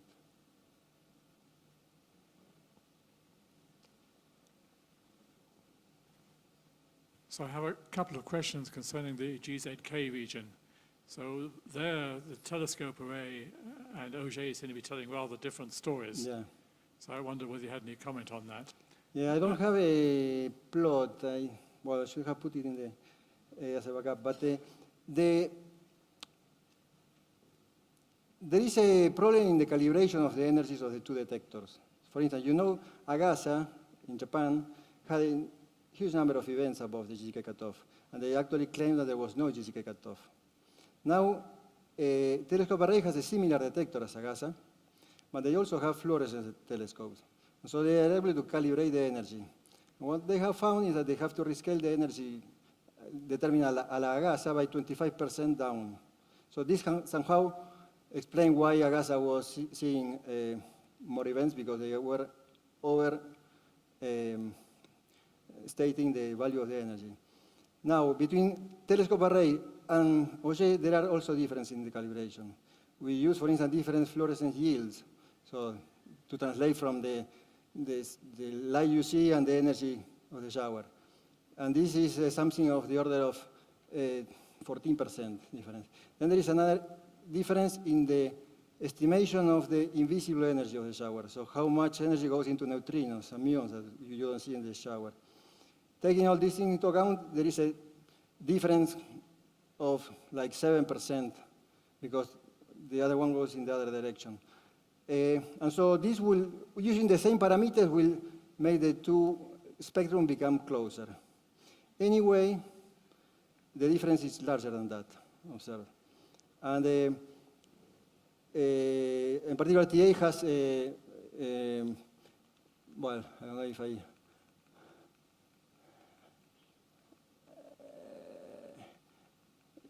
TA observes here, you see this is TA, and this is Auger. So, and this is what you will change if you change the energy by 14%. So if you change by 7%, you get this down a little bit. You can make the fit work here, but still there is an excess there. People of TA now have found a hot spot in the sky, in their sky. So they have like a 20-degree region where they see an excess. one of the possible explanations is that this excess is real, and the excess they have here is because they have a hotspot, which is producing more events here and not there. So the other possibility is that there is still difference in the systematics that we don't understand. And there are common working groups between OJ and TA to try to use our analysis to their data and their analysis to our data and to see. In general, these tend to make the spectrum converge, but there are still some discrepancies here that may be due to this excess they have now in this hotspot. If you remove the hotspot, you get even less than that, but this is not fair. You cannot remove the hotspot because just the hotspot is where you have more events. So it's obvious if we remove our hotspot, we also have this spectrum, but it's an open problem. But the discrepancy gets reduced if you use a common calibration. And perhaps I'll ask a second question. So you said that LHC experiments had enabled you to reduce the uncertainties in the predictions for proton-induced showers. Yeah. So I guess my question is, could CERN be doing more with proton nucleus collisions to help you improve the modeling further? I mean, the LHC can run with proton plus nucleus. At the moment, it's only running with very heavy nuclei. Would it help to run with lighter nuclei? So I think there is a big difference in physics at CERN and at cosmic rays, because at CERN you're interested generally in the central region, so high PT. But in cosmic rays, everything goes to the forward region. And there are experiments like Totem and Zero.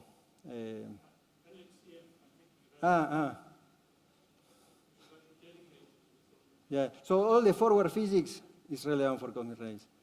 And will help, but you say, well, I'm not an expert on LHCF, so I don't know. But I know there are experiments looking at these forward regions, which will be helpful also to constrain better the models.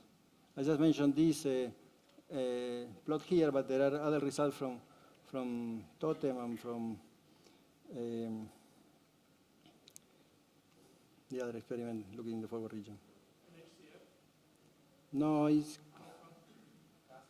Castor, yeah, and Zero, the one with the zero, I don't remember the name now, but Castor and Totem and this other one. But so there is an interplay, and they're having workshop in common with LHC and cosmic ray physicists. Ralph Engel is working a lot on that. All right. No more questions. Okay, so let's thank Esteban again.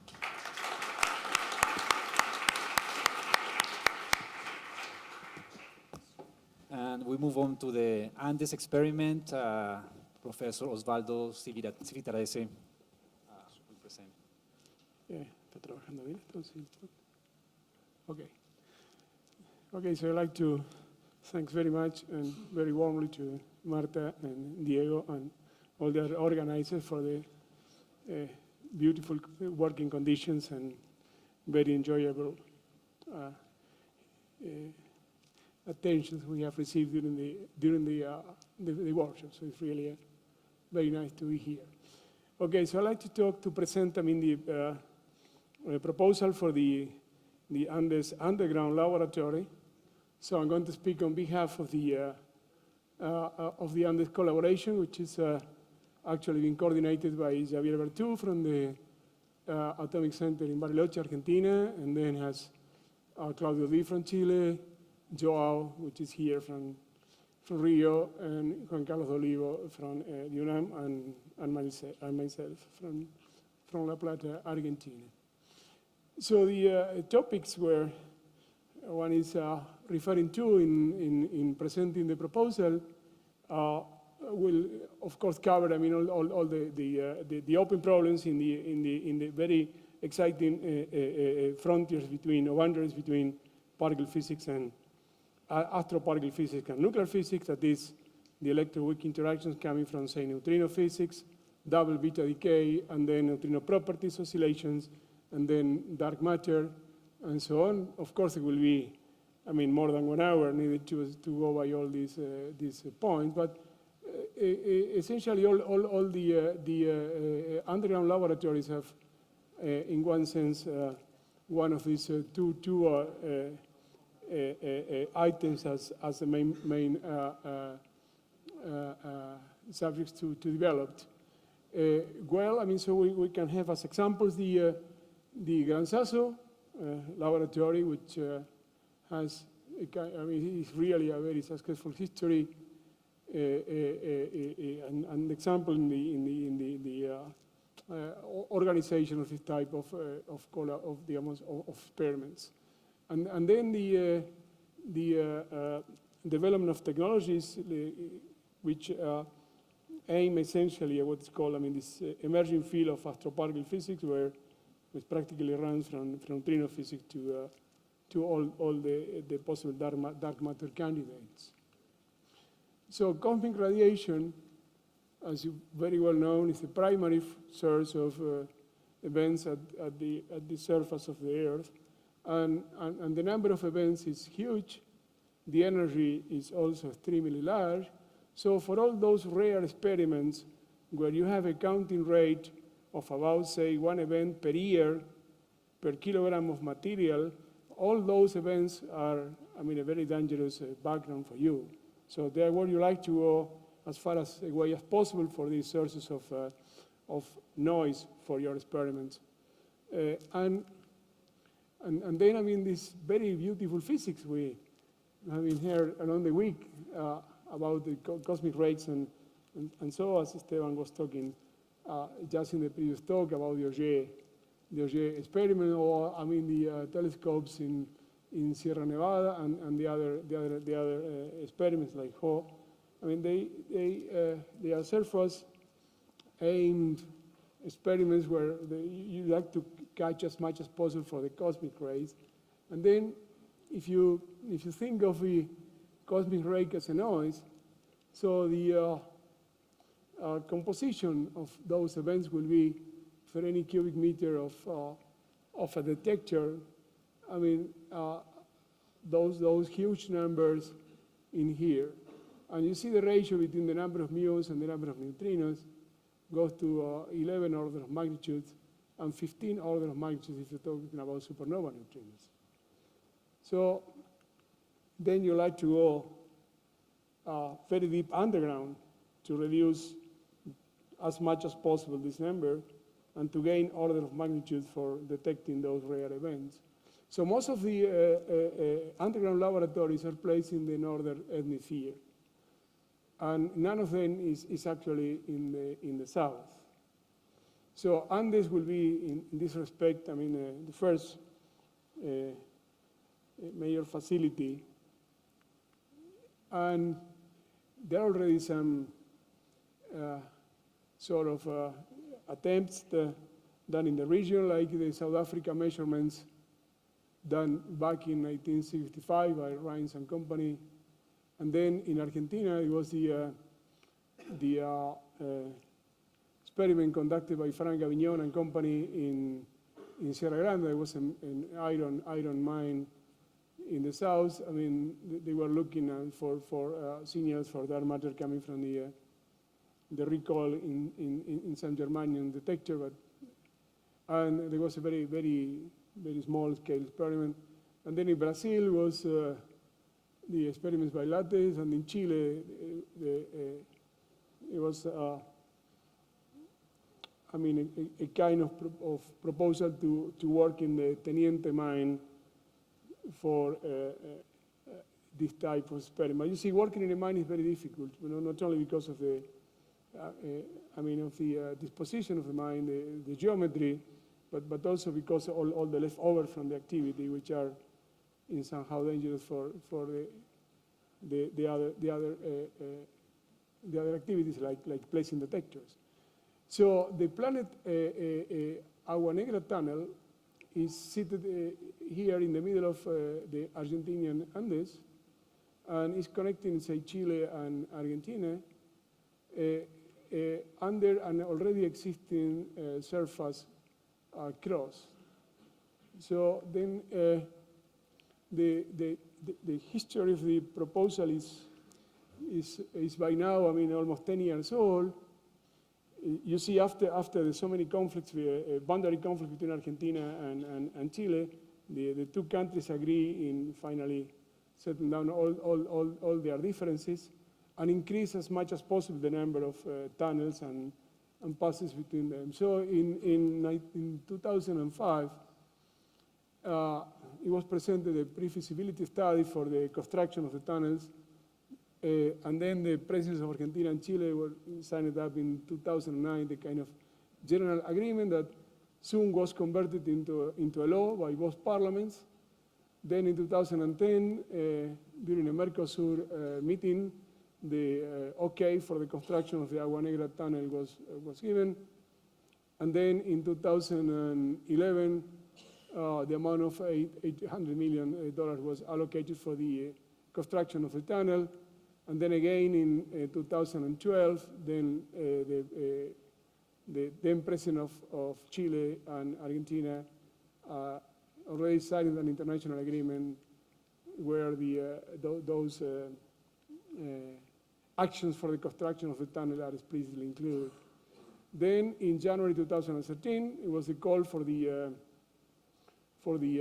construction process of the tunnel and the call for proposal for the companies, just to select, I mean, one of the companies for the construction of that. So the total cost of the tunnels will be at about, say, $1 billion. So this is a better view of the location of the tunnel. So it's connecting La Serena and the harbor of Coquimbo in Chile with the region in the Rodeo in the San Juan province in Argentina. So it has 14 kilometers length under the mountains. So the profile is this. So you have here the highest mountain. So the plateau is at about, say, 4,000 meters. And of course, if the tunnels will go like this, there will be two tunnels running along these 14 kilometers. So the first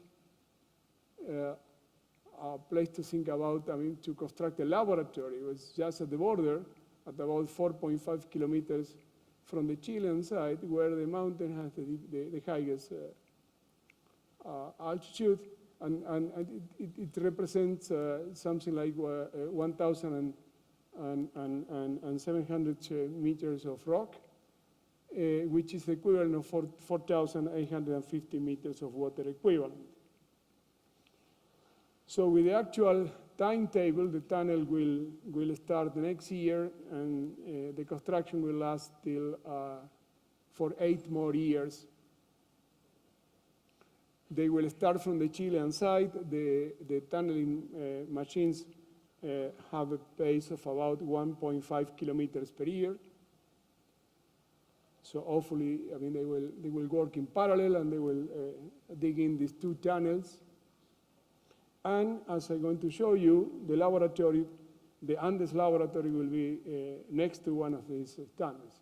So once we knew about this possibility of constructing a laboratory near the tunnel, so then, of course, I mean, we were start thinking about the eventual agenda for the laboratory, and then, well, we found, of course, I mean, as the in addition to the conventional dark matter and neutrino experiments, other things of interest, like the search for, I mean, and the measurement of general neutrinos, and then the seismology studies in the region. And so the first notion about that, it was to scale the laboratory to an international level. Not to mean only to be, I mean, a kind of a Chilean-Argentinian or Argentinian-Chilean effort, rather to start from the beginning to be a kind of little CERN for South America, where you can really integrate, I mean, the regional efforts as well as the non-Latin American proposal for conducting research in the place. So in parallel, we aim at the design of the laboratory, and then also the political side, I mean, to make this proposal for this consortium, this kind of international collaboration, which is called CLES, as a kind of seed for what will be, I mean, a kind of CERN in Latin America.